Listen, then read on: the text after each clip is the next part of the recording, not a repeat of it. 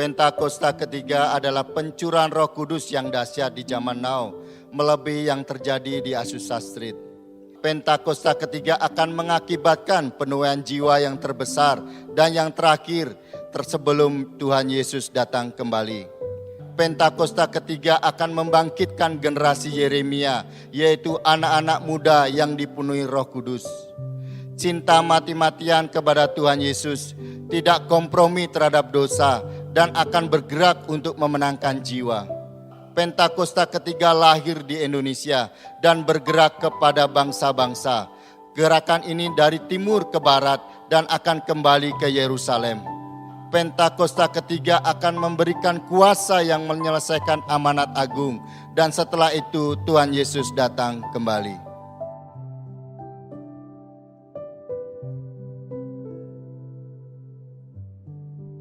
Shalom saudara, saya percaya hari ini kita semua tetap bersuka cita di dalam kebaikan Tuhan. Pesan Tuhan yang menjadi tema di tahun 2021 menegaskan bahwa tahun ini adalah tahun integritas. Hal ini berarti kunci kemenangan di tahun ini terletak dari integritas seorang Kristiani dalam segala aspek kehidupannya. Oleh karena itu, dalam edisi Voice of Pentecost kali ini, saya akan membahas tentang berintegritas di tengah krisis hidup. Saudara, di hari-hari ini, ujian integritas sedang terjadi bagi saudara dan saya. Contohnya, apakah kita tetap baik saat dalam tekanan, akan tetap loyal dalam keadaan kekurangan, atau justru berkompromi dengan dunia saat sakit, gagal, bahkan sampai saat miskin mendadak? Saudara, perlu kita ingat bahwa integritas adalah hasil pembentukan dan tidak otomatis bisa dimiliki seseorang. Pembentukan integritas membutuhkan ujian, proses, dan waktu. Di dalam Mazmur 1 ayat 1 berkata, "Berbahagialah orang yang tidak berjalan menurut nasihat orang fasik, yang tidak berdiri di jalan orang berdosa, dan yang tidak duduk dalam kumpulan pencemooh." Jadi, melalui ujian, seseorang bisa terbukti apakah ia ada di jalan yang benar atau tidak. Lalu, berapakah lama waktu dari proses pembentukan integritas? 30 hari, 3 bulan, atau 1 tahun? Yang pasti proses ini akan berbeda di setiap individunya. Orang yang dibentuk integritasnya memerlukan kekuatan spiritual, kejiwaan, dan fisik. Asupan ini diperlukan di awal proses, di tengah ujian, hingga akhirnya menjadi pemenang untuk berbuah. Untuk melewati proses pembentukan integritas, kita tentu perlu bertumbuh dan berakar di dalam firman Tuhan. Saudara, penting untuk kita memperhatikan akar dari kehidupan kita. Di dalam Mazmur 1 ayat 1, pemazmur menggambarkan hidup seseorang yang benar, yaitu orang yang tidak tergoda untuk berkompromi dengan nilai kefasikan, dosa, bahkan kumpulan pencemooh. Tentunya nilai ini dilakukan karena seseorang ini berakar di dalam firman Tuhan. Seseorang yang berakar di dalam Tuhan pasti memiliki kualitas integritas. Lalu, apa resep untuk memiliki kualitas integritas? Sesuai dengan Mazmur 1 ayat 2, kita harus menjadikan Taurat itu kesukaan dan merenungkan Taurat itu siang dan malam. Kata kesukaan dan merenungkan firman Tuhan menggambarkan hubungan yang dimiliki orang berintegritas dengan Tuhan. Mazmur 1 ayat 3 berkata, "Ia seperti pohon yang ditanam di tepi aliran air, yang menghasilkan buahnya pada musimnya dan yang tidak layu daunnya. Apa saja yang diperbuatnya berhasil." Untuk hidup, jelas sebuah pohon membutuhkan air. Namun, betapa beruntungnya pohon yang ditanam di tepi aliran air. Ia tidak membutuhkan waktu lama dan usaha besar untuk akarnya mencari air. Kesukaan dan merenungkan firman-Nya siang dan malam merupakan gaya hidup orang berintegritas. Hal ini digambarkan dalam Mazmur 1 ayat 2 dan 3. Dikatakan gaya hidup karena hal ini dilakukan setiap hari. Apakah mungkin gaya hidup terbentuk begitu saja? Jawabannya adalah tidak. Hal ini dimulai dari cinta mula-mula. Namun orang benar perlu membangun disiplin rohani dan memelihara cintanya. Disiplin rohani dalam pembacaan dan perenungan firman Tuhan menunjukkan gaya hidup orang berintegritas.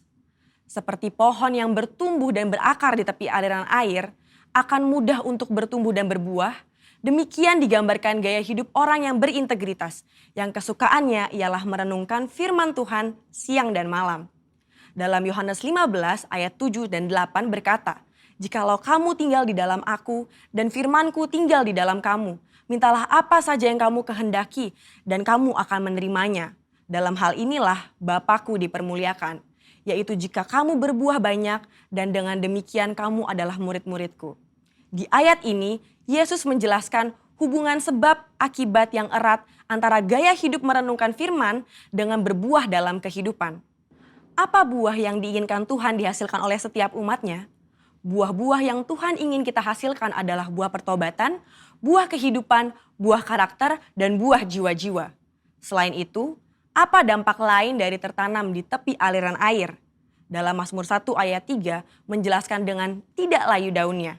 Hal ini sama dengan kita memiliki daya tahan yang tinggi terhadap berbagai situasi kehidupan. Situasi sulit dan krisis hidup bisa datang kapan saja. Saat ini kita sedang mengalami pandemi COVID-19 dan resesi ekonomi. Situasi ini dapat mengganggu integritas seorang untuk kompromi dengan dosa, untuk menyakiti sesama, putus pengharapan, bahkan tidak lagi percaya kepada Tuhan. Lewat pemazmur, Tuhan hendak mengatakan kepada kita bahwa dari hubungan seseorang dengan Tuhan lewat gaya hidup cinta akan firman Tuhan bukan hanya agar kita berbuah, tapi juga agar kita tetap berintegritas. Di mata Tuhan, orang seperti ini dipandang dan dijanjikan apa saja yang ia perbuat berhasil. Saya percaya kita yang sudah mendengar ini akan semakin memperhatikan akar kita, perhatikan gaya hidup kita, dan perhatikan hubungan kita dengan firman Tuhan. Saudara, untuk penjelasan yang lebih lanjut dari tim teologi kami, silakan klik link yang ada di atas atau scan QR Code yang tersedia. Salam integritas, Tuhan Yesus memberkati.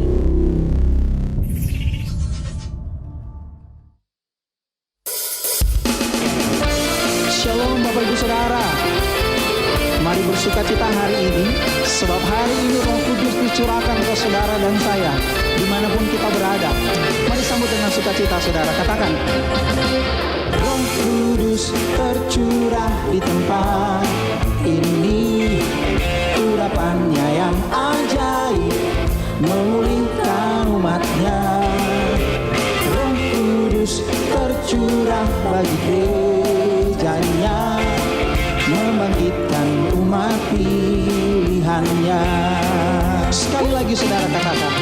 Roh Kudus tercurah di tempat ini, urapannya yang ajaib memulihkan umatnya. Roh Kudus tercurah bagi gerejanya, membangkitkan umat pilihannya. Katakan sama-sama saudara, katakan. Hari inilah harinya Tuhan, saat pembebasan tiba. Belenggu dosa telah dipatahkan,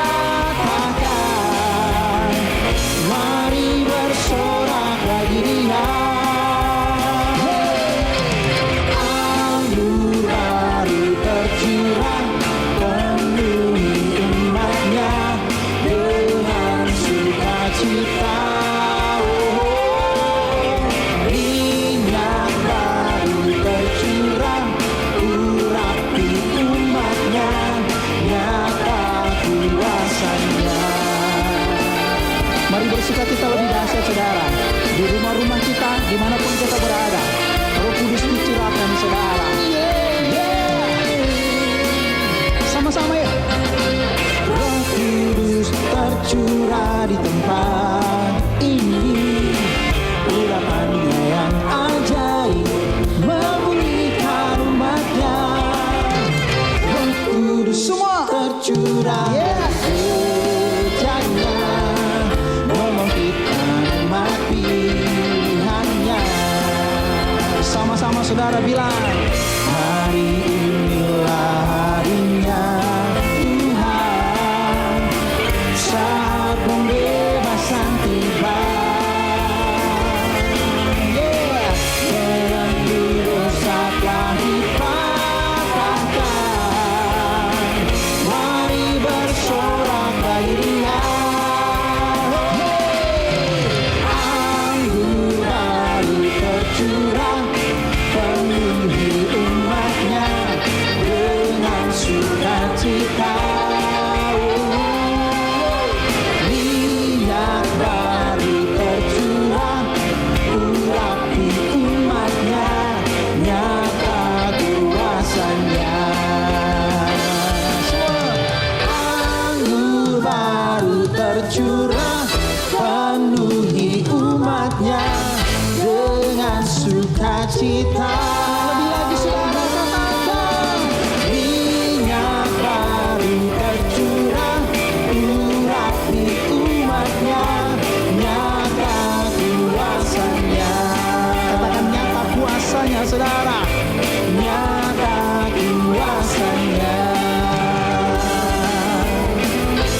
Nyata kuasanya.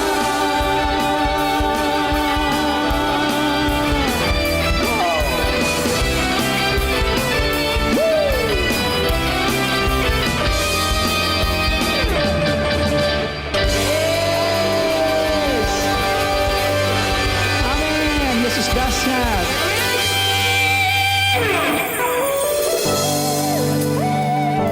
Kami mau memuji Engkau Tuhan, sebab kami ada hari ini karena kebaikan dan kebesaran-Mu Tuhan Yesus. Biar kami memuji, kami menyembah Engkau dengan segenap hidup kami Tuhan. Terimalah pujian kami Tuhan.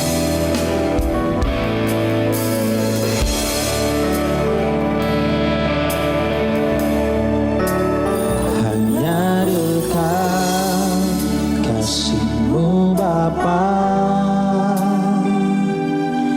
jiwaku pun tentram. Engkau menerimaku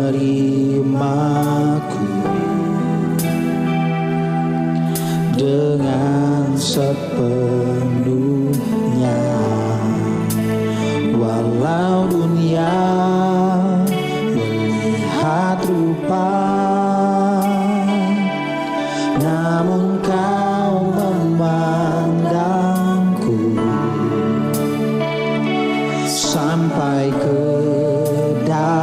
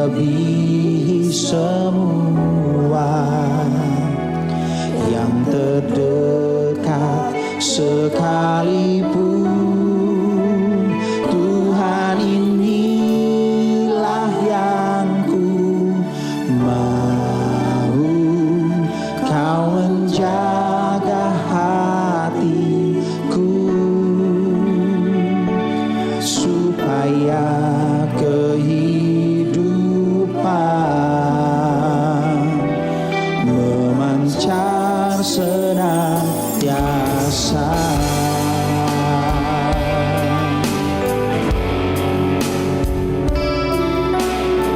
Terima kasih Tuhan Yesus. Sekali lagi kami menyanyikan pujian ini sama-sama. Hanya dekat kasih-Mu Bapa, jiwaku pun tentram. Engkau menerimaku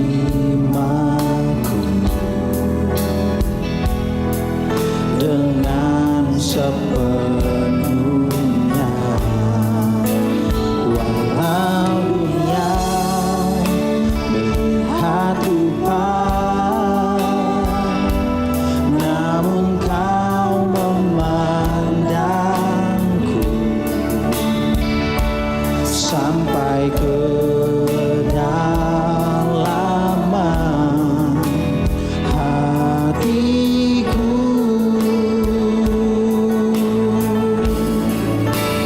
Tuhan, inilah yang ku tahu, Kau mengenal hatiku jauh melebihi semua yang terdekat sekalipun. Tuhan, inilah yang ku mau, Kau menjaga hatiku supaya kehidupan memancar senantiasa. Mari saudara kita sekali katakan pujian ini. Tuhan, inilah yang ku tahu, Kau mengenal hatiku jauh melebihi semua yang terdekat sekalipun. Tuhan, inilah yang ku mau, Kau menjaga hatiku supaya kehidupan memancar senantiasa. Oh Yesus Tuhan, kami sembah Engkau, Kau layak Tuhan. Terima pujian kami, terimalah sembah kami. Oh, Engkau baik Tuhan, biar kami menyembah-Mu, karena Kau layak, karena Kau ajaib. Tuhan Yesus, Engkau rancangkan yang terbaik. Makasih Tuhan, makasih Tuhan.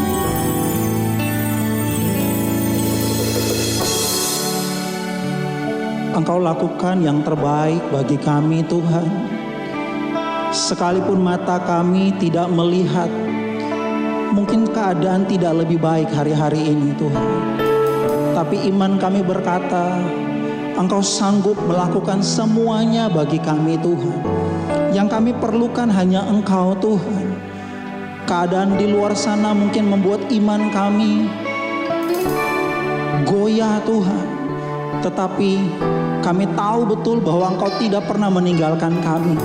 Kasih-Mu tulus bagi kami, karya-Mu terbesar buat kami Tuhan.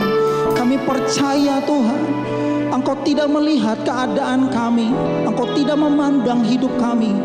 Engkau lihat kami jauh sampai kedalaman hati kami, Tuhan. Terima kasih Tuhan Yesus. Tuhan, inilah yang ku tahu, Kau mengenal hatiku jauh melebihi semua yang terdekat sekalipun.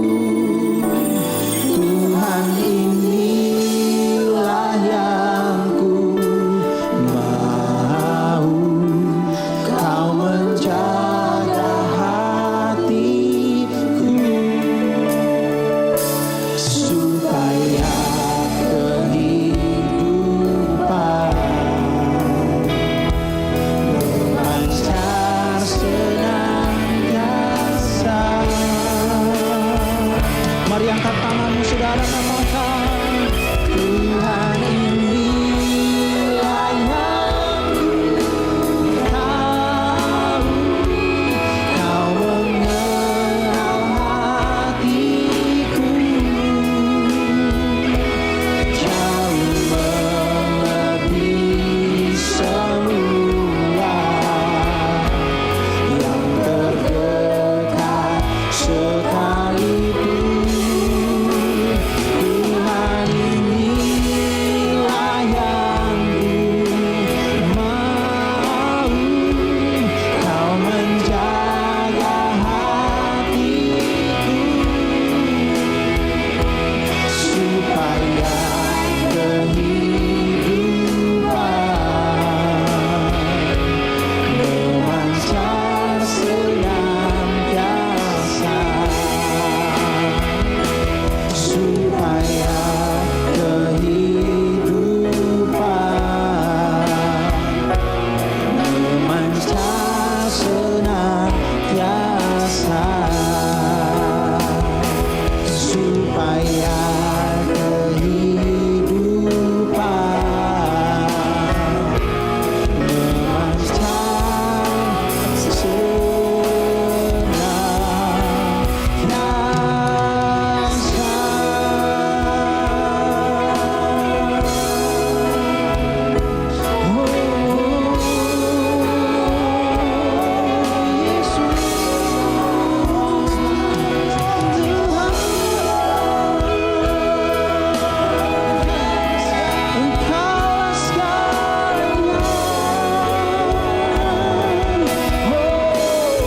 Kami naikkan pujian ini.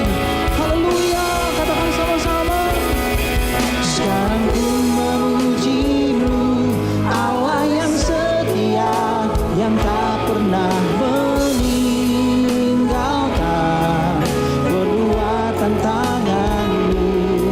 Sekarang ku menyembah-Mu, Allah yang mulia, sempurnakan senam hidupku agar indah bagimu.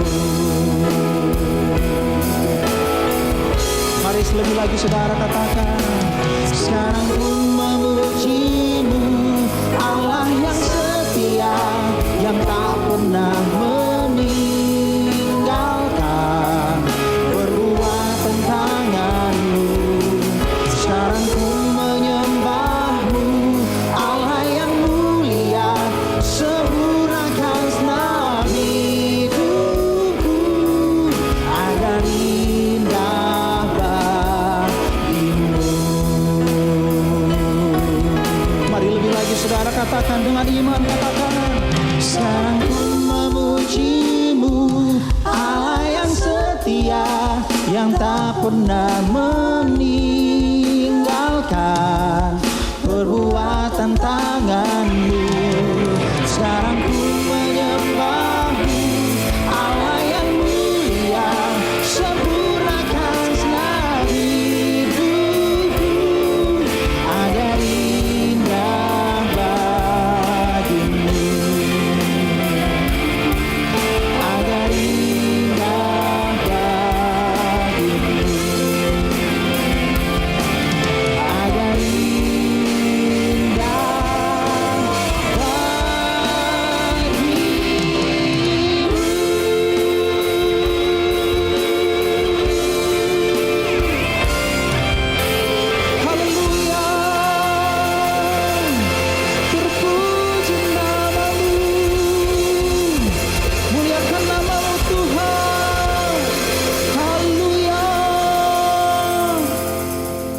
Shalom saudara yang kasih Tuhan, apa kabarnya? Kiranya kita semua hari ini semua dalam keadaan baik, sehat, dalam lindungan, kasih dan anugerah Tuhan. Hari ini saya mengajak kita bersama-sama melihat kembali, merenungkan kembali satu topik ya, tentang mengambil keputusan. Nah, setiap hari kita semua dihadapkan pada pengambilan keputusan. Mulai dari keputusan-keputusan yang sederhana ya, misalnya kita mau makan apa hari ini ya, mau pakai baju warna apa, hari ini saya mau pergi kemana ya. Nah, atau mungkin keputusan-keputusan yang sifatnya lebih penting atau lebih kompleks menurut kita, yaitu seperti pasangan, teman hidup. Siapa pasangan yang tepat buat saya? Apakah saya harus menikahi dia? Atau saya harus pindah ke kota A, kota B?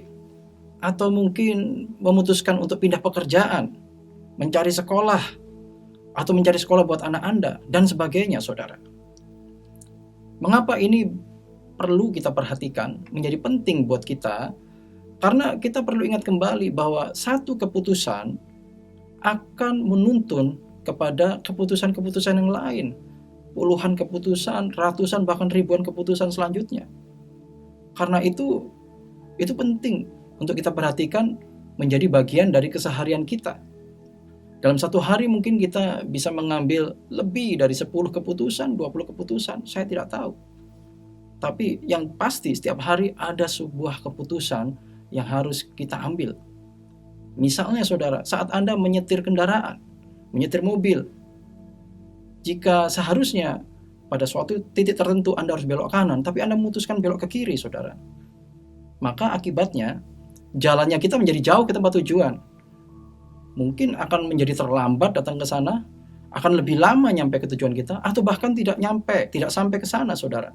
Tidak sampai ke tujuan. Ada dari kita saat dihadapkan pada situasi mengambil keputusan, sering berkata, ya begini saudara, saya serahkan semuanya kepada Tuhan, biar Tuhan yang mengambil keputusan buat saya. Benar, kelihatannya rohani, tapi hati-hati di sisi saudara ya. Mari kita belajar dari firman Tuhan. Kalau kita melihat dari firman Tuhan, berserah kepada Tuhan bukan berarti kita berdiam diri, tidak melakukan apa-apa, dan kita berharap sesuatu terjadi tiba-tiba, Tuhan mengambil keputusan buat kita. Silahkan Tuhan, engkau ambil keputusan buat saya. Saudara, waktu kita mengatakan bahwa saya mau kehendak Tuhan terjadi dalam hidup saya, saudara, itu pun Anda mengambil keputusan, memilih untuk melakukan kehendak Tuhan, bukan melakukan kehendak saudara sendiri. Jadi setiap respon kita terhadap kehidupan ini, saudara, memerlukan pengambilan keputusan, saudara. Untuk percaya itu pun adalah mengambil keputusan untuk percaya, melangkah dalam kehendak Tuhan. Jadi mari kita ingat, saudara, bahwa dalam keseharian kita, banyak hal yang harus kita perhatikan pada saat kita mengambil keputusan. Pada mulanya Allah menciptakan kita, manusia ini, agar bisa bermitra, menjadi mitra sorga, ya, mitranya Allah dalam mengelola bumi. Sehingga Allah itu memberikan pada kita otoritas, kuasa untuk mengelola bumi. Pada manusia pertama, yaitu Adam dan Hawa, Allah berikan kuasa otoritas, penuhi bumi, berkembang biak, taklukkan, kuasai bumi. Nah, dengan otoritas seperti itu, pengambilan keputusan adalah salah satu bagian yang diberikan dalam otoritas itu, saudara. Jadi kalau hari ini kita bicara, saya tidak mengambil keputusan, sayang sekali. Karena sebetulnya sebagai manusia, kita diberikan oleh Tuhan otoritas, saudara, untuk mengambil keputusan. Dan jangan biarkan otoritas yang kita punya itu dilemahkan oleh perkataan kita sendiri, bahwa saya tidak bisa mengambil keputusan. Saya tidak tahu cara mengambil keputusan. Saudara, mari kita belajar bersama-sama. Allah ingin kita bisa mengelola kehidupan ini dengan otoritas. Dan hari ini saat saya dan saudara dihadapkan pada situasi harus mengambil keputusan, baik dengan cepat, keputusan yang cepat, atau keputusan yang penting, saudara ya, kita harus ingat bahwa kita punya otoritas untuk mengambil keputusan. Harus kita maksimalkan. Dan jangan biarkan setiap kesempatan, setiap momen yang ada dalam kehidupan kita saat mengambil keputusan, kita lewatkan begitu saja, saudara. Dan bahkan kita serahkan kepada situasi, kepada pihak lain, kepada orang lain untuk mengambil keputusan itu bagi kita. Kemenangan yang Tuhan sediakan buat saudara dan saya, itu pun saudara memerlukan respon yang benar saat mengambil keputusan. untuk meresponi rencana Allah agar kita tuh menang. Respon kita itu adalah bentuk keputusan kita. Mengambil keputusan itu mungkin akan lebih mudah, saudara, jika pilihannya, opsinya itu hanya ada satu yang tersedia. Misalnya, kalau saat ini saya lapar, saudara lapar, kita lapar, ya. Lalu kita cari makanan, hanya ada satu piring, satu porsi nasi goreng di hadapan kita. Maka kita akan makan nasi goreng itu karena nggak ada pilihan lagi. Kalau kita nggak makan, kita lapar, saudara. Kita ambil nasi goreng itu, kita makan dengan lahap. Nah, sekarang, tapi kalau misalnya ada lebih dari satu menu yang tersedia di meja saat kita lapar, yang satu nasi goreng ayam misalnya, saudara, yang satu nasi goreng spesial pakai telur, ya. Wah, dua-duanya kelihatannya nikmat, masih panas ya saudara, masih baru dimasak. Dan di situ mulai kita harus memilih, waduh saya mau makan yang mana nih, dua-duanya kelihatannya enak ya saudara. Nah, disitulah pengambilan keputusan seringkali harus dilakukan. Dua-duanya kelihatan enak. Apa yang harus saya lakukan? Mana yang harus saya ambil nih? Seperti saat saudara mau, misalnya ada saudara yang sekarang sedang memilih mau beli rumah, ya. Dengan harga yang sama saudara punya banyak pilihan rumah. Macam-macam modelnya, tipenya macam-macam. Saudara bingung, mana nih, yang mana ini? Wah, ini klaster ini bagus, modelnya bagus, harganya sama. Nah, saudara harus banyak menimbang, harus mengambil keputusan yang tepat. Waktu mau beli motor, kendaraan, beli mobil, beli pakaian, warna apa yang tepat buat saudara, itu pun saudara harus memutuskan. Wow.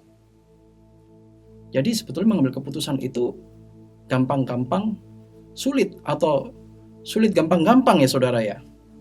Bagaimana kalau ada beberapa opsi di depan Anda, di depan saya dan saudara saat ini? Nah, sebagai pengikut Kristus, firman Tuhan mengajari kita banyak hal mengenai hal ini ya. Nah, ayo kita renungkan kembali apa yang kita perlukan agar kita itu bisa mengambil keputusan yang baik. Dan semakin hari semakin baik.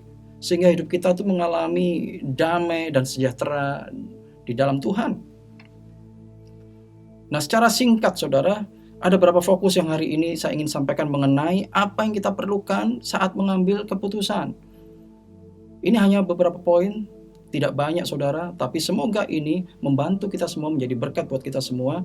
Kalau hari-hari ini ada di antara kita yang harus mengambil keputusan, sedang belajar mengambil keputusan, biarlah ini bisa menolong kita. Yang pertama adalah hikmat. Katakan hikmat, saudara. Saudara, kalau kita ingat cerita di dalam firman Tuhan, di dalam Alkitab, yaitu saat Raja Salomo menjadi raja, saudara. Raja Salomo itu dikenal dengan hikmatnya.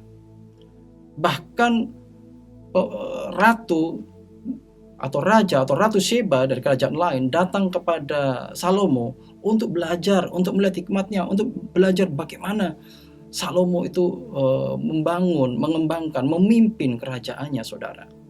Nah, di 1 Raja-Raja 3 itu diceritakan bagaimana pada saat Salomo datang kepada Tuhan, Tuhan menampakkan diri kepada Salomo dan berfirman, menampakkan diri dalam sebuah mimpi dan berfirman, Salomo, kamu minta apa yang hendak kuberikan kepadamu? Minta kepada saya, minta kepadaku, kata firman Tuhan. Ternyata Salomo datang kepada Tuhan bukannya meminta kekayaan, umur panjang, atau kekuasaan, tapi Salomo minta hikmat kepada Tuhan untuk memimpin umat Tuhan begitu besar. Dan Tuhan suka, saudara, dengan permintaan Salomo itu. Bahkan karena permintaan Salomo itu, Tuhan menganugerahkan kepada Salomo sesuatu yang jauh lebih besar daripada itu, saudara. Kekayaan, kekuasaan, umur panjang, dan hal yang luar biasa. Karena Salomo meminta dengan sebuah hikmat, meminta kepada Tuhan untuk diberikan hikmat yang lebih lagi dan pengertian. Sehingga Tuhan katakan, maka sesungguhnya aku melakukan sesuai dengan permintaanmu itu. Sesungguhnya aku memberikan kepadamu hati yang penuh hikmat dan pengertian. Sehingga sebelum engkau tidak ada seorang pun seperti engkau, dan sudah engkau tak akan bangkit seorang pun seperti engkau. Salomo menyadari, saudara, bahwa kokohnya suatu kerajaan itu bergantung pada hikmat rajanya. Dan Tuhan berkenan atas permintaan Salomo dan memberikan kepadanya hikmat yang luar biasa. Jadi salah satu contohnya lagi, saudara, kalau kita baca di dalam 1 Raja-Raja 3 itu ada suatu cerita di mana Salomo menyelesaikan perselisihan antara dua orang perempuan yang memperebutkan seorang bayi.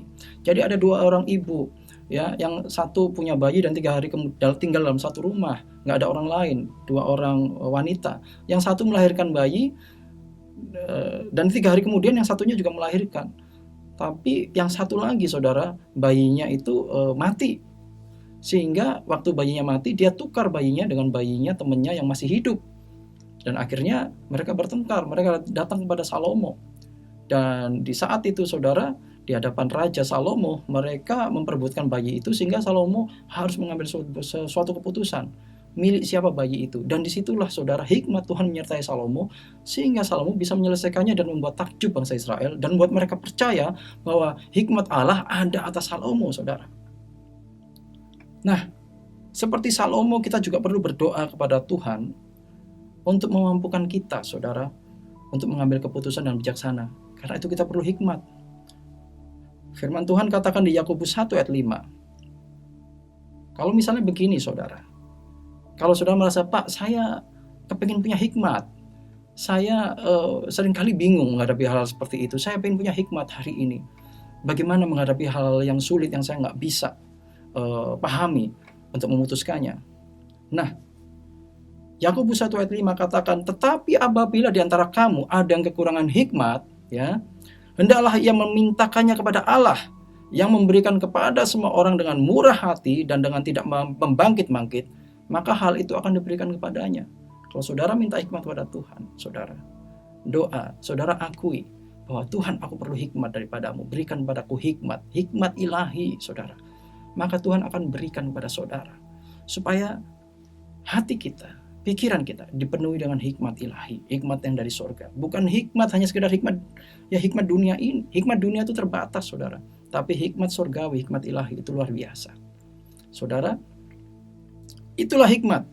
Dalam mengambil keputusan, kita perlu tahu bahwa kita perlu punya hikmat dari Tuhan saudara. Yang kedua, yaitu tekad, ketetapan hati.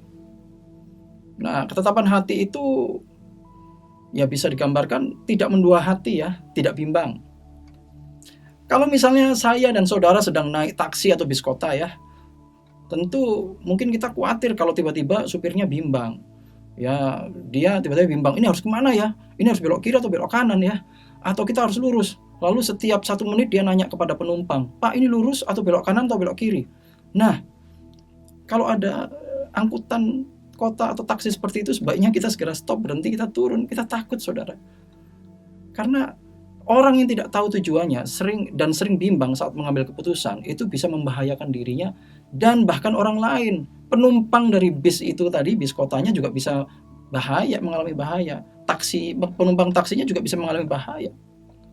Jadi saudara, ada situasi di mana kita perlu memiliki ketetapan hati dalam mengambil keputusan. Hati kita tidak mendua, hati kita tidak bimbang. Kita perlu benar-benar teguh ya. Beberapa orang takut atau ragu-ragu ketika mengambil keputusan. Keputusan yang salah memang bisa merugikan, tentu merugikan ya. Tetapi tidak berani mengambil keputusan juga tidak dapat dibenarkan saudara. Semakin kita dewasa, seseorang waktu beranjak dewasa, semakin kita harus belajar mengambil keputusan. Jadi firman Tuhan katakan, kalau kita nggak bisa mengambil keputusan dan kita selalu mendua hati, kita bimbang, kita nggak akan dapat apa-apa. Saudara, Yakobus 1 ayat 6, hendaklah ia memintanya dalam iman dan sama sekali jangan bimbang, sebab orang bimbang sama dengan gelombang laut yang diombang-ambingkan kian kemari oleh angin. Tadi saudara supir bis bingung ya, mau ke kanan, mau ke kiri, mau lurus, tolah-toleh kanan kiri, membuat penumpangnya takut. Penumpangnya minta turun. Atau memang bisnya akhirnya nggak maju kemana-mana, nggak nyampe tujuan, semuanya nggak nyampe tujuan. Saudara, jangan diombang-ambingkan kian kemari oleh angin. Ini kata firman Tuhan. Jangan diombang-ambingkan oleh karena kamu tidak punya ketetapan hati. Yakobus 1 ayat 7 katakan, orang yang demikian janganlah mengira bahwa ia akan menerima sesuatu dari Tuhan. Kalau saudara mau menerima sesuatu, menerima mujizat, menerima hasilnya yang baik, saudara jangan bimbang. Jangan diombang-ambingkan kian kemari oleh angin, ya saudara. Ini kata firman Tuhan. Sebab orang yang mendua hati tidak akan tenang dalam hidupnya, karena nggak dapat apa-apa. Saudara pengennya saya mau dapat ini, tapi saudara selalu mendua hati, nggak pernah memutuskan sesuatu dengan teguh, dengan tekad, tidak melakukan sesuatu dengan tekad, sehingga akhirnya nggak dapat apa-apa. Hasilnya setengah-setengah, bahkan mungkin nggak sampai setengahnya. Firman Tuhan katakan orang mendua hati tidak akan tenang dalam hidupnya. Gelisah terus, bimbang terus, khawatir, takut.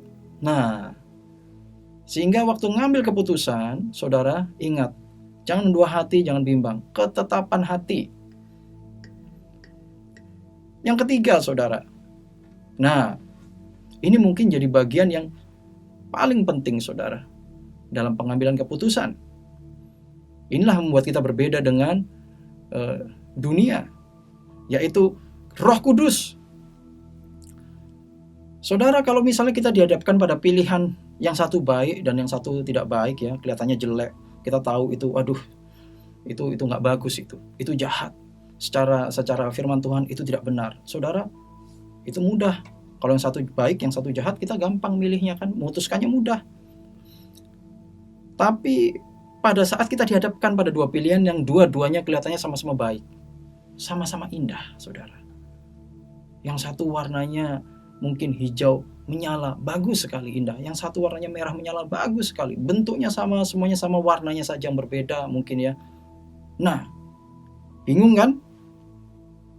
Gak mudah kan memutuskannya? Nah, apalagi kalau ternyata pilihannya lebih dari dua. Ada 3, 4, 5, dan semuanya kelihatannya bagus. Semua orang bilang ini bagus. Hati kita juga bilang ini bagus. Mulai kita bertanya-tanya, mana yang tepat ya? Mana yang bagus buat saya ya?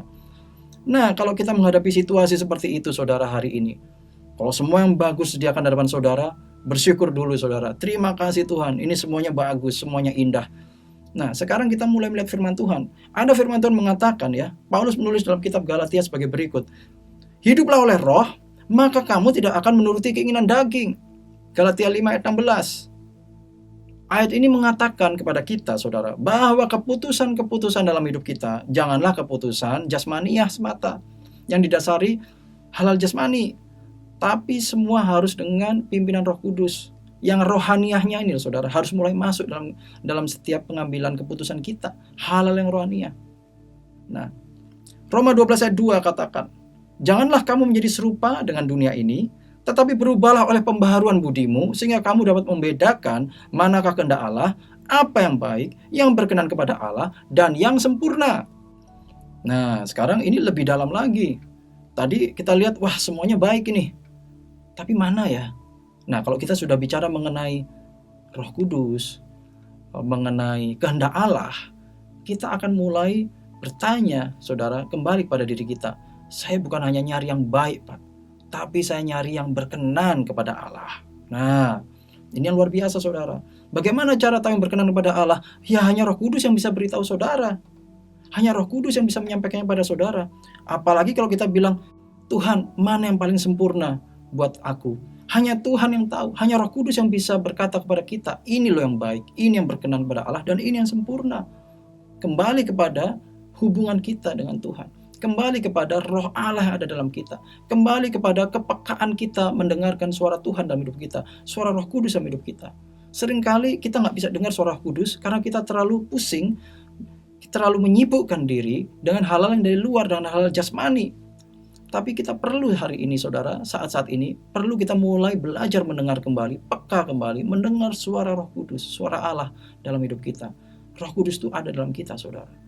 Dia selalu ada. Karena itu, saudara, setiap saat sebetulnya kita bisa ambil waktu untuk belajar mendengar suaranya, supaya setiap saat pada saat kita mengambil keputusan, mungkin hari ini 5 keputusan, 10, 20 keputusan, di saat setiap mengambil keputusan, saat kita punya hubungan dengan Tuhan yang baik, kita bisa dengar suaranya. Kita tahu apa yang berkenan pada Allah dan yang sempurna. Bukan segala sesuatu yang kelihatannya baik dan indah itu, saudara, berkenan kepada Allah. Kita perlu dengar apa yang Roh Kudus katakan. Saudara, ini ada suatu contoh ya di Alkitab. Dalam firman Tuhan, Kisah Para Rasul 21, diceritakan bahwa waktu Paulus, Nabi Agabus, ya saudara, mendapat penglihatan bahwa Paulus akan dianiaya di Yerusalem. Sehingga murid-murid melarang dia pergi. Karena, wah, jangan pergi Rasul Paulus, jangan pergi. Karena nanti engkau di sana akan dianiaya, ada penglihatan. Tapi Rasul Paulus tetap berangkat ke sana. Dia percaya kepada suara Roh Kudus, dia berangkat tetap ke sana. Walaupun dia dianiaya ya, dia tahu apa yang akan dia hadapi, tapi dia juga tahu bahwa ada tuntunan Allah dalam hidupnya untuk pergi ke sana. Dia percaya. Dia percaya kepada kehendak Tuhan, yaitu yang berkenan kepada Allah. Pada saat kita bergerak dalam tuntunan Roh Kudus, sudah bukan hal jasmani yang mendominasi keputusan kita, tapi hal yang rohani, saudara, yang berkenan kepada Allah dan yang sempurna. Peranan Roh Kudus itu sangat besar, karena firman Tuhan yang katakan, kenapa kita perlu Roh Kudus saat mengambil keputusan, saudara? Karena satu, Roh Kudus menginsapkan dunia akan dosa, kebenaran, dan penghakiman. Sehingga di Yohanes 16 ayat 8 dikatakan demikian. Sehingga dengan Roh Kudus kita tahu mana yang benar, mana yang nggak boleh, mana yang boleh saya lakukan. Roh Kudus bisa menuntun kita, bicara sama kita. Kemampuan kita menganalisa sesuatu terbatas. Memahami sesuatu bahwa ini benar atau baik terbatas. Tuhan tahu itu karena Tuhan kasih Roh Kudus. Karena itu Tuhan kasih Roh Kudus buat kita, saudara. Supaya kita tahu mana yang benar. Yang ini jangan kamu lakukan. Yang ini boleh. Yang ini teruskan. Izinkan Roh Kudus bicara, saudara, menuntun kita dalam mengambil keputusan.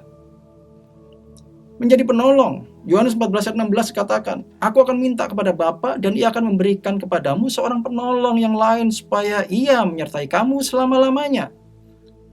Roh Kudus sebagai penolong kita. Roh Kudus itu ada untuk menolong kita sebagai pribadi yang akan berjalan bersama-sama dengan kita 24 jam dalam sehari. Dan dalam pengertian ini, Roh Kudus adalah sebuah pribadi yang bisa memberi pertolongan, nuntun saudara dan saya, membimbing, memberi penghiburan, memberi kekuatan, dorongan, nasihat. Itulah peranan Roh Kudus. Jadi penting sekali, saudara, kalau hari ini kita sadar bahwa ada Roh Kudus dalam hidup kita harus maksimalkan peranan Roh Kudus dalam hidup kita dalam mengambil keputusan. Yang dalam sehari ini, saudara, mungkin sejak bangun pagi, saat saudara bangun pagi, saudara harus memutuskan sesuatu. Sampai nanti malam, saudara mungkin mau pulang kerja, bahkan sebelum tidur, harus memutuskan segala sesuatu. Saudara, libatkan Roh Kudus untuk berperan. Dan Roh Kudus juga memimpin kita ke dalam seluruh kebenaran. Yohanes 16 ayat 13. Tetapi apabila ia datang, yaitu Roh kebenaran, ia akan memimpin kamu ke dalam seluruh kebenaran, sebab ia tidak akan berkata-kata dari dirinya sendiri, tetapi segala sesuatu yang didengarnya, itulah yang akan dikatakannya, dan ia akan memberitakan kepadamu hal yang akan datang. Ini bicara tentang Yesus, Roh kebenaran, Roh Kudus, yaitu Roh Kudus bicara tentang Yesus. Yesus itu adalah kebenaran. Jadi kebenaran kita itu adalah Yesus, saudara. Roh Kudus yang akan selalu mengingatkan kita bahwa kebenaran saudara dan saya adalah Yesus. Sehingga saat kita mengambil keputusan, kita tahu bahwa kita ini dibenarkan oleh darah Yesus. Kita ini disucikan oleh darah Yesus. Ada Yesus yang menjadi kebenaran kita, sehingga kita tidak terintimidasi saat mengambil keputusan. Kita bisa mengambil keputusan dengan damai sejahtera. Kita tahu ada kuasa yang daripada Yesus dalam hidup kita waktu kita mengambil keputusan. Dan itu membuat kita tidak ragu, tidak takut. Kita bisa punya sikap ketetapan hati. Kita bisa mantap dan mengambil keputusan, saudara.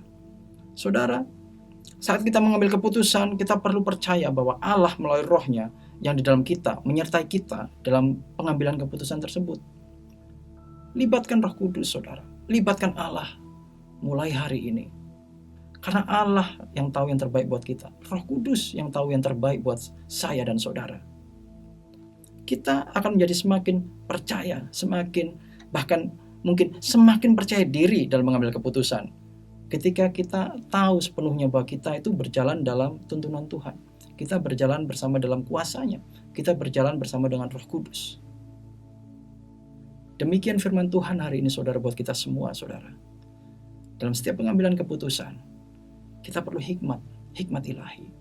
Kita perlu punya ketetapan hati. Jangan mendua hati, jangan bimbang, saudara. Dan yang penting, kita perlu Roh Kudus. Berkomunikasi selalu dengan Roh Kudus. Berkomunikasi dengan Allah. Yang akan menuntun kita kepada keputusan demi keputusan yang terbaik buat kita. Amin. Saudara, kita akan bersama-sama masuk dalam perjamuan kudus.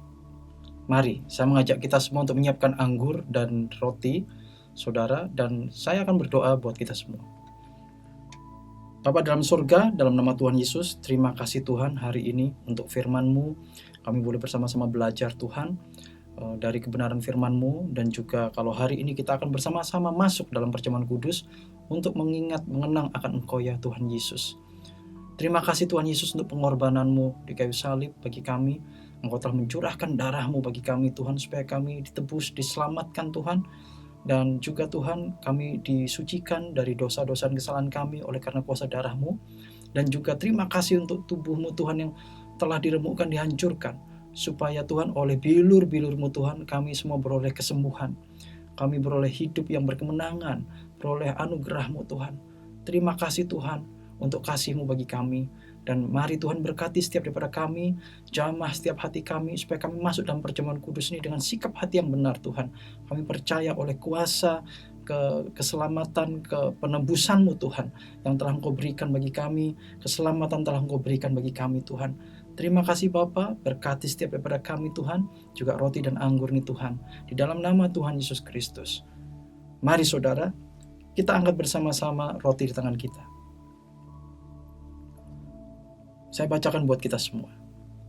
Sebab apa yang telah kutuliskan kepadamu telah aku terima dari Tuhan, yaitu bahwa Tuhan Yesus pada malam waktu Ia diserahkan mengambil roti, dan sesudah itu Ia mengucap syukur atasnya, Ia memecah-mecahkannya dan berkata, inilah tubuhku yang diserahkan bagi kamu, perbuatlah ini menjadi peringatan akan aku.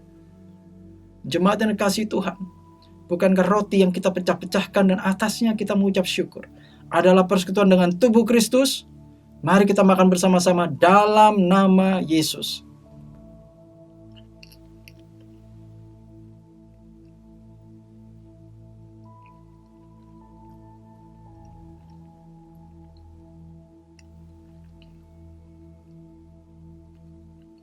Saat ini mari kita angkat cawan anggur kita bersama-sama.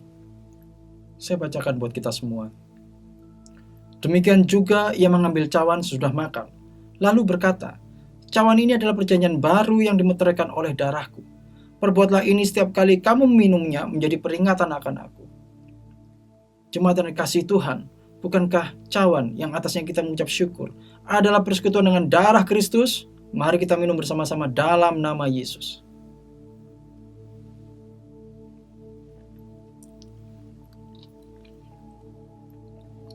Mari saudara, kita mengucap syukur bersama-sama.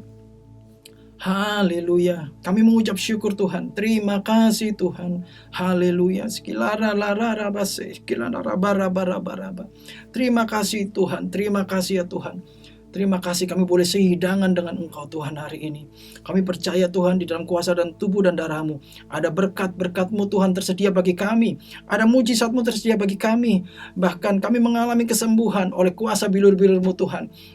Kami yang sakit disembuhkan di dalam nama Yesus, yang lemah dikuatkan, yang terbelenggu dibebaskan, dilepaskan, yang engkau yang dalam masa pergumulan, dalam mungkin engkau sedang menghadapi masalah hari ini, bahkan masalah finansial, di dalam nama Tuhan Yesus, izinkan, engkau percaya Tuhan Yesus akan menolong engkau, melawat engkau, akan memberikan kelepasan, kelegaan kepadamu.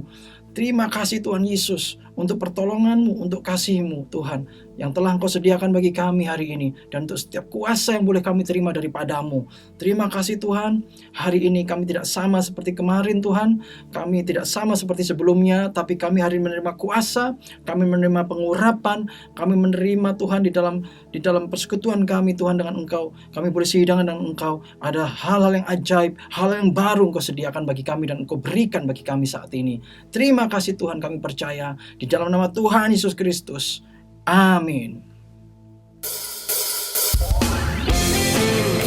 Saudara diberkati dengan pelayanan firman Tuhan, amin. Mari bersukacita sambil memberi yang terbaik bagi nama Tuhan, saudara. Ya, mari tepuk tangan saudara. Ajak sekeliling kita nyanyi dengan sukacita. Firman-Mu Tuhan tetap bagi kakiku, janji-Mu terang bagi jalan-jalanku, kebenaran-Mu menuntunku setiap hari. Ku menantikan-Mu, beri kekuatan baru. Ku kan terbang tinggi di awan,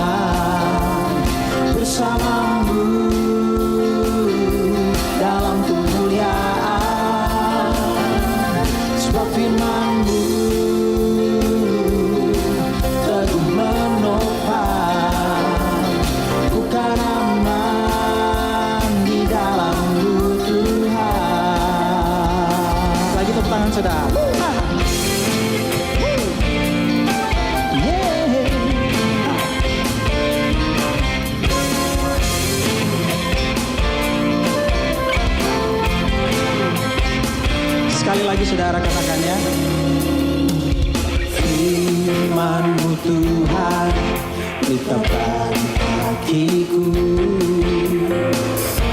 dan janjimu terambat di jalan-jalanku. Oh, kebenaranmu menuntunku setiap hari. Ku menantikanmu, beri kekuatan baru. Semua ku kan terbang tinggi di awan bersamamu dalam kemuliaan. Sebab firman-Mu teguh menopang, ku kan aman di dalam-Mu Tuhan. Sekali lagi, ku kan terbang tinggi di awan bersamamu dalam kemuliaan. Sebab firman-Mu teguh menopang, ku kan aman di dalam-Mu Tuhan. Ya, biar musik memuji Tuhan, saudara. Yeah. Sukacita bagi nama Tuhan di tempat ini. Dengan iman kami percaya.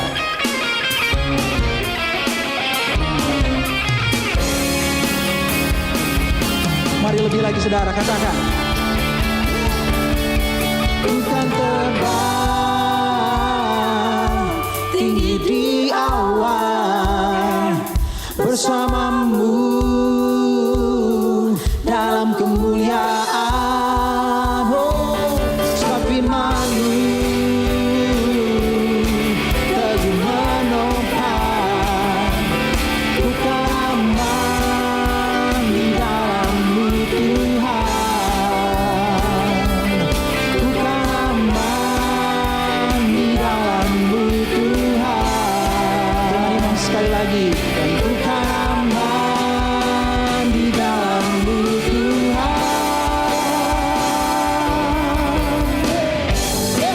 Papa, para, papa.